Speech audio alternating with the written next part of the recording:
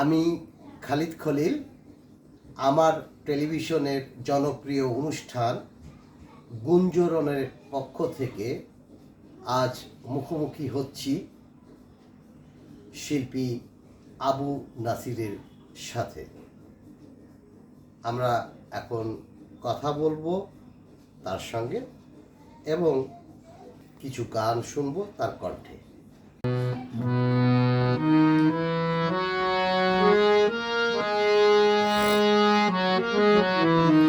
বাবে তু যারে না যা আর মেরে मैं तेरे कुर्बान मैं तेरे कुर्बान ये আর মেরে বাবে তু যারে না যা। প্রথমে আবু নাসির সম্পর্কে একটু আপনাদের ধারণা দিতে চাই। শিল্পী আবু নাসির একজন বীর মুক্তিযোদ্ধা, আয়কর বিভাগের অবসরপ্রাপ্ত কর্মকর্তা। আমরা তাকে শিল্পী না বলে শৌখিন শিল্পী হিসেবে পরিচয় করে দিতে চাই। সুফিবাদ চর্চা করেন তিনি। অসংখ্য গীতি কবিতা লিখেছেন। গীতি কবিতাগুলোর মধ্যে আমরা বেশিরভাগই সুফিবাদের ছোঁয়া পাই। তার একটি বই প্রকাশ হয়েছে গহর গোসাই গীতিকা নামে। আবু নাসির ভাই, আপনি কেমন আছেন? জি আলহামদুলিল্লাহ ভালো আছেন? আমি ভালো আছি। যখন বাসায় ঢুকি একটি গান শুনছিলাম, এই গানের সম্পর্কে একটু জানতে চাচ্ছি। ওই গানটা হইল পাকিস্তানের সিন্ধু প্রদেশের সিন্ধি ভাষায় লেখা একজন আল্লাহর ওলি বাবা বুল্লে শাহ রহমাতুল্লাহ আলাইহির তেরে ইশকে নাসায়া কারকে থাইয়া থাইয়া থাইয়া। গানটা বিভিন্ন শিল্পী বিভিন্নভাবে গেয়েছেন। এর মধ্যে রিয়াজ আলী কাদরি যেভাবে গেয়েছেন ঠিক আমি সেইভাবেই। আপনি খুব ছোটবেলায় আপনার বাবার দ্বারা অনুপ্রাণিত হয়ে সঙ্গীত চর্চা শুরু করেন। আমরা জানি আপনি একসময় বাঁশি শিখেছেন, তারপরে মাওতর গান বাজাতেন। এগুলো কি কোনো উস্তাদের কাছ থেকে হ্যাঁ, শেখা? বাঁশি আর মামত অর্গানটা আমার এক স্যার ছিলেন, উনি স্বর্গীয় সুশীল কুমার দত্ত, তার কাছ থেকে শিখেছিলাম। আরেকটা গান শুনি আপনার কাছ থেকে। আচ্ছা। গাছের তলে ছায়া আছে, স্রোত নদীর জলে, সেই না স্রোতে এসো বন্ধু বসো তোর তালে, বন্ধু বসো তোর তালে। গাছের তলে ছায়া আছে, স্রোত নদীর জলে,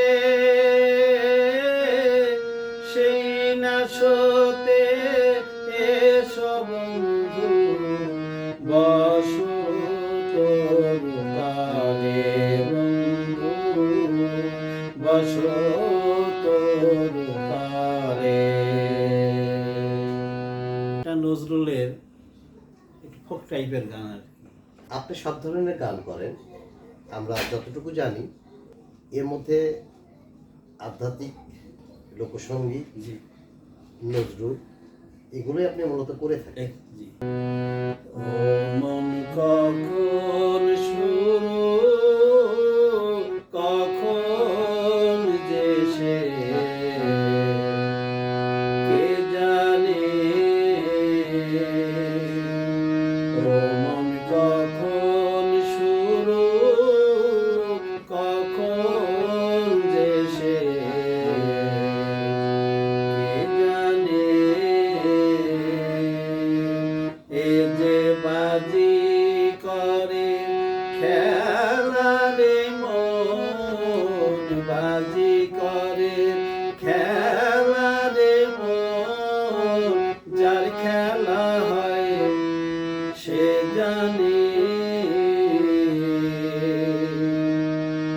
চমৎকার। এই ভাব সঙ্গীতটা আপনি দেখেন, চিন্তা করেন, শুরুটাই হয়েছে মানে ভাবের মাধ্যমে। আমার ম্যাক্সিমাম গানের মধ্যেই আধ্যাত্মিকতা বেশি। আমাদের মাঝে আরেকজন শ্রোতা পেয়েছি, এটা হচ্ছে আমাদের শিল্পী নাসির ভাইয়ের নাতি। তো নাসির ভাই, আমরা আরেকটা গান আপনার কাছ থেকে একটু শুনি। গানটা লিখছেন এবং সুর করছেন ওস্তাদ মুমতাজ আলী খান এবং শিল্পী হলো মাহবুব আলম। আগে জানি না রে দয়া তোর পিরিতে পরানো যাবে,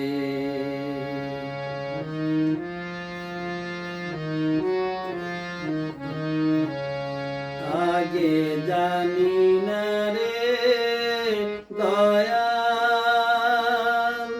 তোর পিরিতে পরানো যাবে।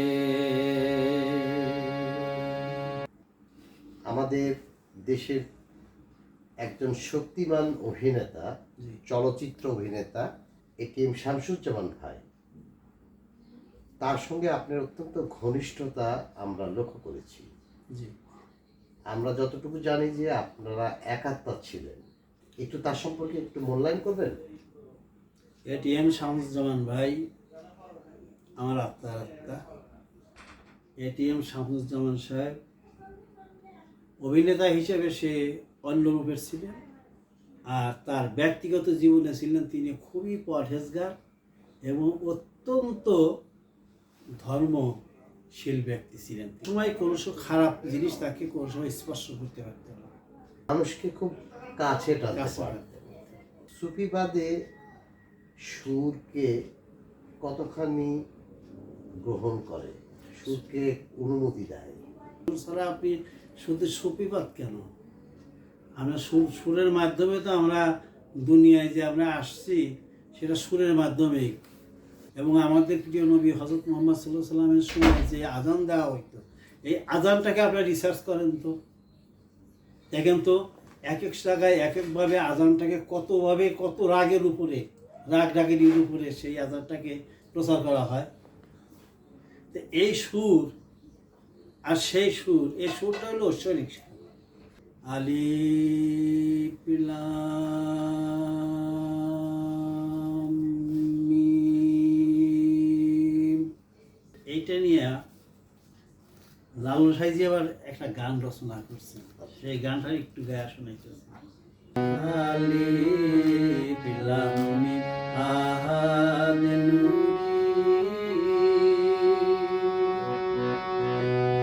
আলিফ লাম মিম আহাদ নূরি, হলো তিন হরফের মর্ম ভারী, হলো তিন হরফের মর্ম ভারী, আলিফ লাম মিম আহাদ নূরি। আপনি এই সুরের প্রতি আকৃষ্ট হলেন কোন সময় বা কেন?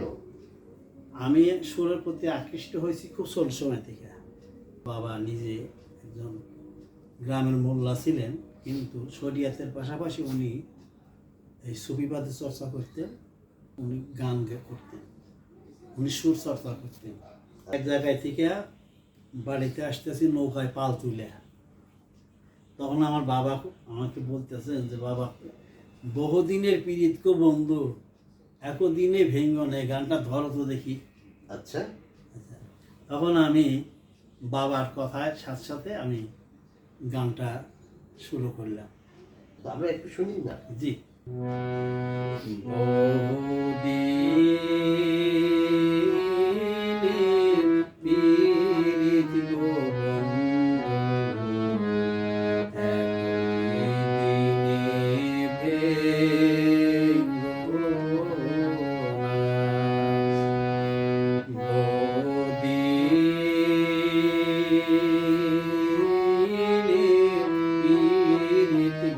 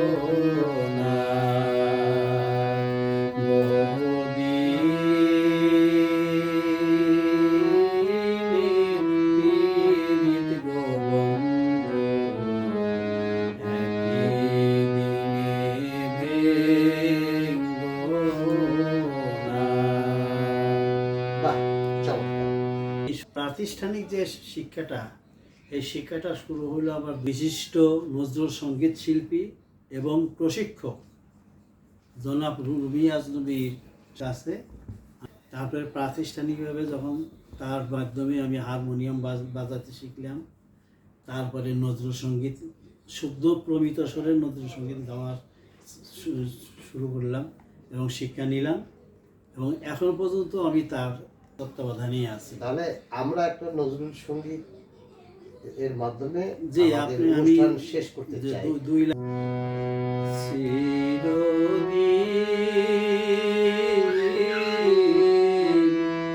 কাহারো সমান নাহি যায়, চিরদিন কাহারো সমান নাহি যায়। আজকে যে রাজা ধীরা, আজকে যে রাজা ধীরা, কাল সে ভিক্ষা চায়, কাহারো সমান নাহি যায়, চিরদিন কাহারো সমান নাহি যায়। চমৎকার। আমার টেলিভিশনকে সময় দেওয়ার জন্য আপনাকে অসংখ্য ধন্যবাদ জানাচ্ছি। আপনারা আমাকে যে সুযোগ দিলেন আমার টেলিভিশনে, এজন্য আমি আপনাদের কাছে আন্তরিকভাবে কৃতজ্ঞ। আপনি ভালো থাকবেন, সুস্থ থাকবেন।